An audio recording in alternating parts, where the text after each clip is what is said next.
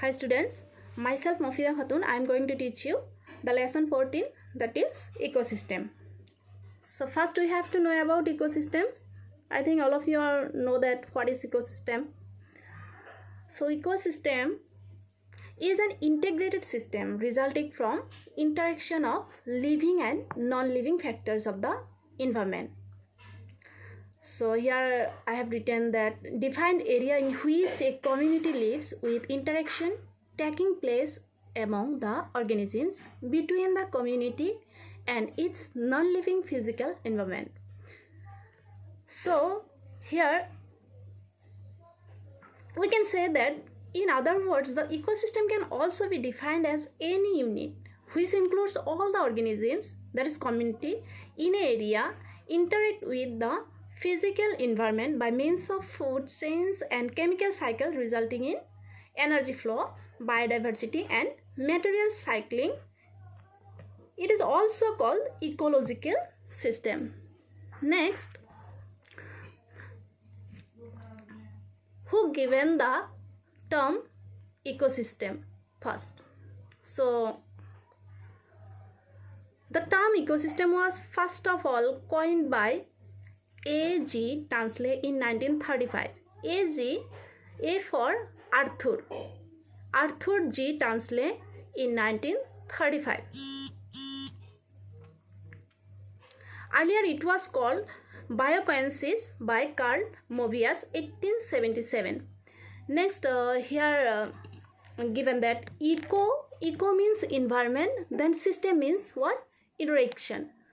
After that environment, interaction. Thus we can say that the ecosystems refers to the things and condition around the organisms which directly or influence the life and development of the organism and their population. All the ecosystem of earth are connected to one another.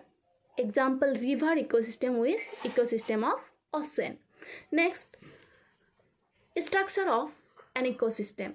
The structure of an ecosystem is basically a description of the organism and physical features of the environment, including the amount and distribution of nutrients in a particular habitat. Yes, see here figure of ecosystem. This is the structure actually.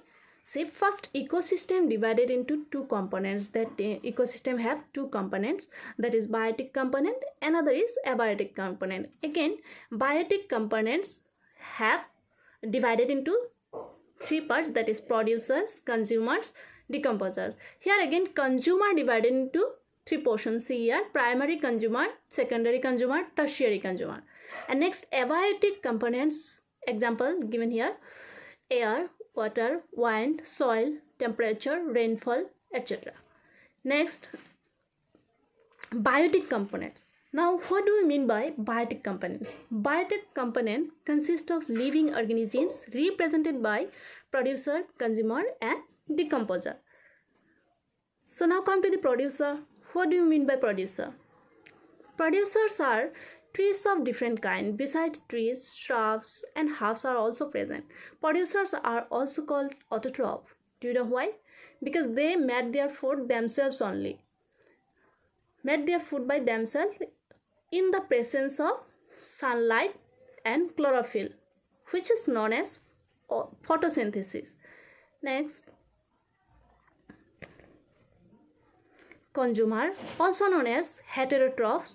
Consumers are represented by herbivores, carnivores and omnivores.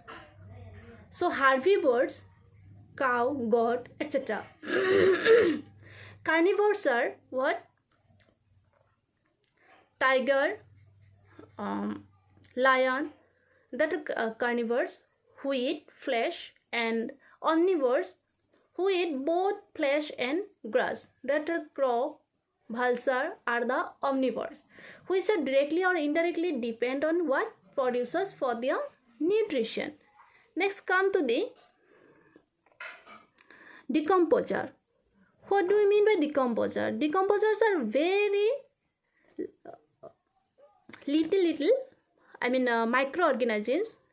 There are variety of types like bacteria, fungi, protozoa, which decompose the dead body of plant and animal and convert into simpler form.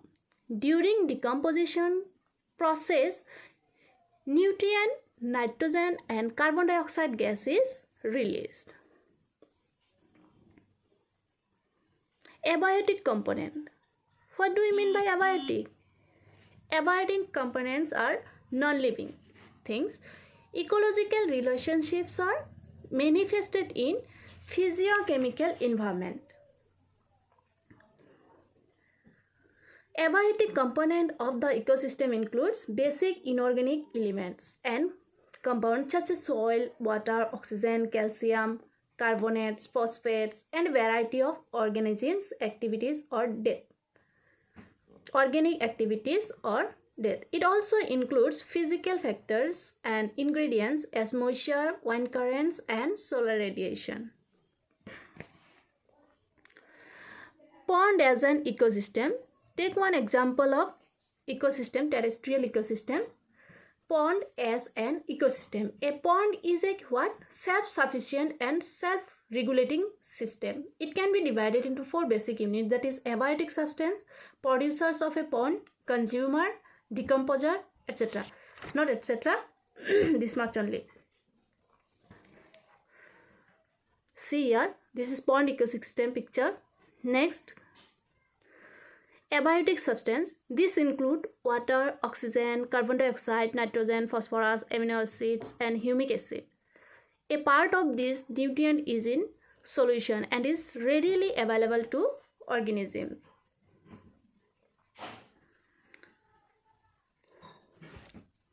Only a small amount of these vital nutrients are found in soluble form in the pond water, whereas the major proportion of this compound resides in the bottom sediments as well as in the organisms themselves.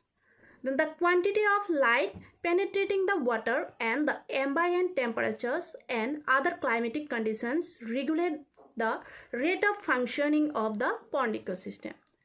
Next, your producers of a pond are of 2 types: rooted or large floating plants generally growing in a shallow water, minute floating algae called phytoplankton.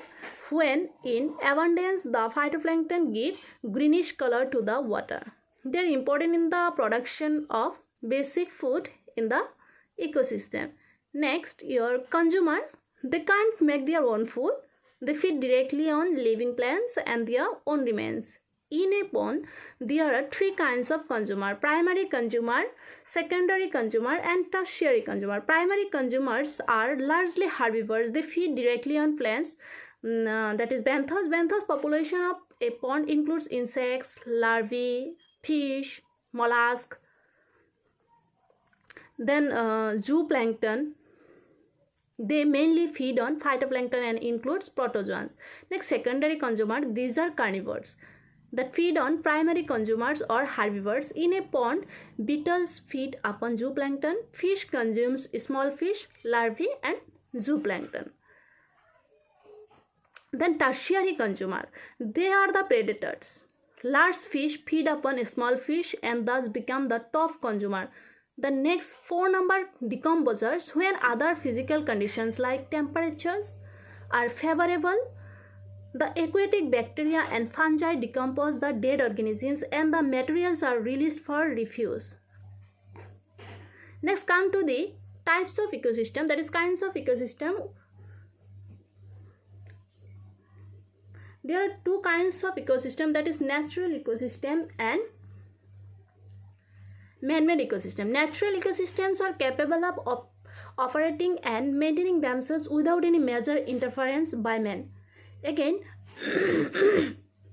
artificial ecosystem, these are maintained by man. These are manipulated by man for different purposes. And some of the example of natural terrestrial ecosystem, that are grassland, forest, desert. And natural aquatic ecosystem examples are ocean, lakes, etc.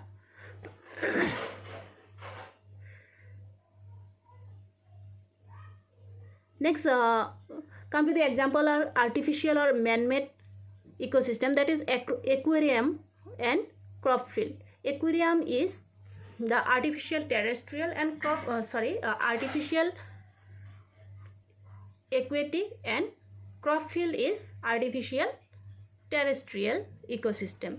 So thank you, and next I will take class on productivity and all. So if you have any doubt, then you can ask me within my inbox. So thank you.